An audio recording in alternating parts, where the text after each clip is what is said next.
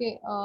So Anita ji, I know that you are here in this industry and teaching students for almost 2 decades now, different languages and IELTS preparations, for someone who wants to pursue career or want to do advanced studies in different countries, maybe like, USA, UK, New Zealand, Australia.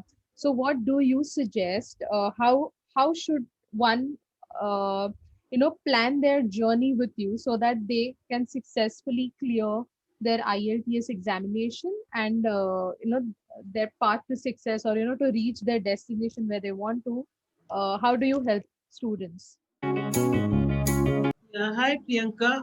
To respond to your question, I would like to say, as a counselor or a trainer for IELTS and different languages, I'm in the industry for last 20 years, more than 20 years. So what we have observed is some people, the students come to us, they have a clear goal in their mind, and some of the students, they do not have clarity, a clear goal in their mind. So first of all, my advice as a counselor or a trainer is you should set your goal first. Be very, very clear on what you want to go, which country you want to go, what's the major you want to pursue as your higher studies, which destination, and what kind of a budget that you have, funds available. Accordingly, you can choose your university. That's very important. Then again, not only for IELTS, but there are parallel exams like one can parallelly write TOEFL exam or PTE exam, which are all English evaluation test.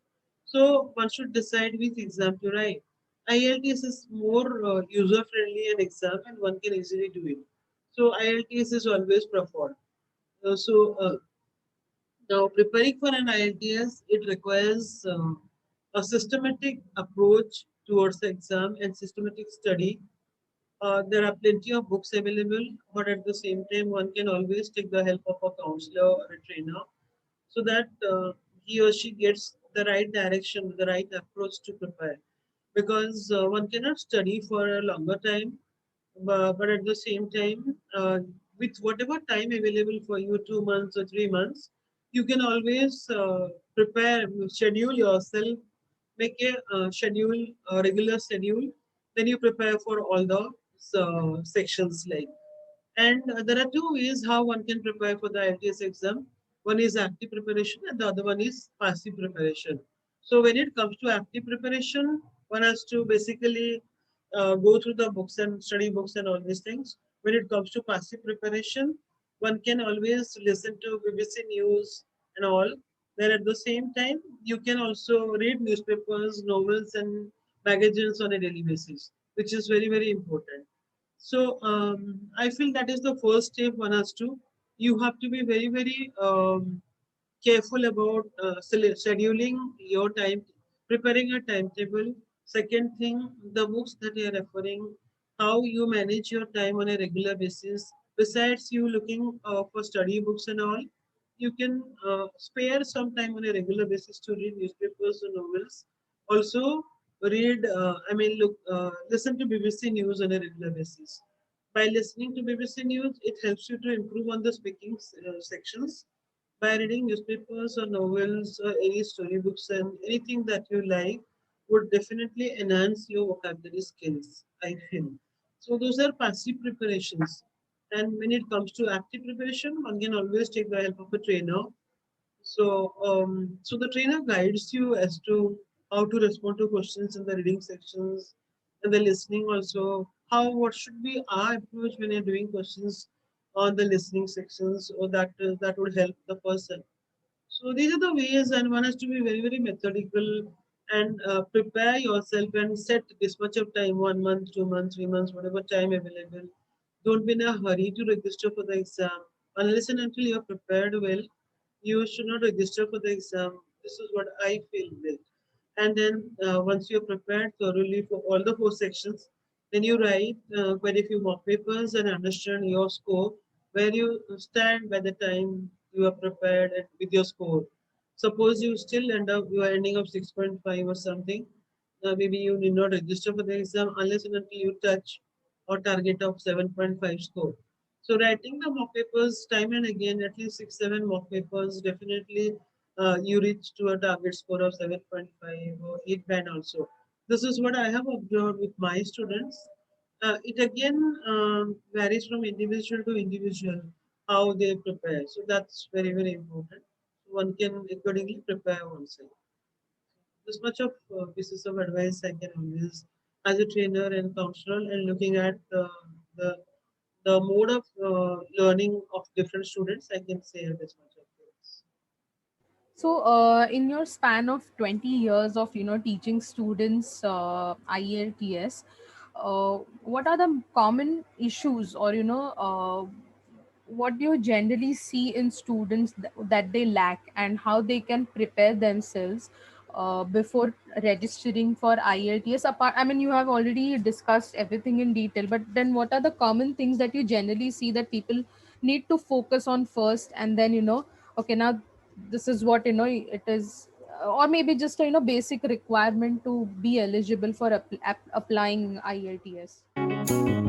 Okay, to respond to your this question, to be eligible to apply for an IELTS exam or to prepare, the base English base for the person has to be good. The person who is really, not so sound enough in English, communication skills or writing skills or listening skills, uh, it may take a longer time, or the person may not be able to prepare for the IELTS exam. So the English base has to be first of all very, very sound to be able to prepare for IELTS exam. Okay. And how much time does a student need to complete a course with you before giving their IELTS exams? At least 2 months. If you do not have 2 months, at least a month. Suppose you're sitting with your teacher regularly on a regular basis, a month's time is very much needed. And what all topics you cover in this entire 2 months duration, where you take student from level, maybe they are at 3 or 4 level, and then you need to take them to level 10, just say for Uh, example. So how uh, does, what is the process of, so that student understand how the entire journey is going to be for them, learning stepwise, preparation for the examination. Now, see, the band score is 9, and let us talk in the terms of band score. So it will be easy for the listener as well. There is a 9 band score, that is the highest score. So one can aspire or set a target of 7.5 or 8 band score minimum. Even students those who are applying for higher studies, 6.5 band also should do for USA, countries like USA and UK. But still, setting the target high would always be advisable. So set your target high and then you score a little less. That is always manageable. If you set your target low and then you again score low, so there you are nowhere, like what I feel. So the day when somebody joins me, I try to understand the level where he or she is at that particular point of time. Then on the day one, after a session of 2 hours, it is understood that the person is in particular state. Say on a 9 band score, the person scores say 4.5 or 5 and the person is scoring. So I have to enhance the person's score from 5 band to say 7.5 band. So I decide and I looking at the person's ability and grasping skills and all, we decide, this fellow needs 2 months time and this fellow needs 3 months time like that. So it is understood. Having a session or two with a particular person, you get to know where the person stands so far the scoring goes and what is his capability and what is his grasping skills and what are his or her loopholes. Understanding that, accordingly, I plan and I design in such a manner that after 60 days or so, this fellow reaches the graph, definitely goes like that. Goes up and it never comes down. Every day you measure your growth, like day by day, you measure your growth, whether the graph is steady or not. Suppose I have done two RCs today with the boy or the girl, the student, and the person scores 5 then I'll see to it that the tomorrow again 2 hours passages the person is solving is how many errors is getting should reduce. 13 questions, one passage, one solved, and the person gets, say, on 13 questions, the fellow gets 8 flaws and 5 only correct. I have to see to it that the number of errors or the incorrect answers the person is getting today should reduce down to 50%. Again, I mean half. So today the person has made 8 errors. Tomorrow the person should make 4 errors. So that is what is called growth basically. Each and every day you count on your growth, whether you are growing or learning something or not. So every session with a person who's doing has to be productive and learning also. So there you get to know how the fellow is progressing. That is the way.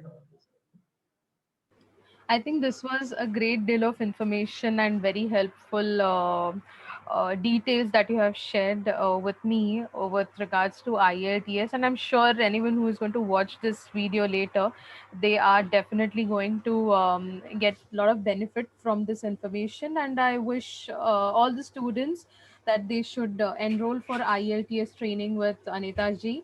And best of luck for your future. Thank you so much, Priyanka, being with me, and it was lovely spending some time with you. Thank you so much. Thank you, viewers, for listening to us. We'll again come back to you with some other topic. Thank you so much. Yeah, now you can stop the recording. हाँ वो तो 5 हुआ हाँ 5 हुआ ये नहीं अभी भी हो रहा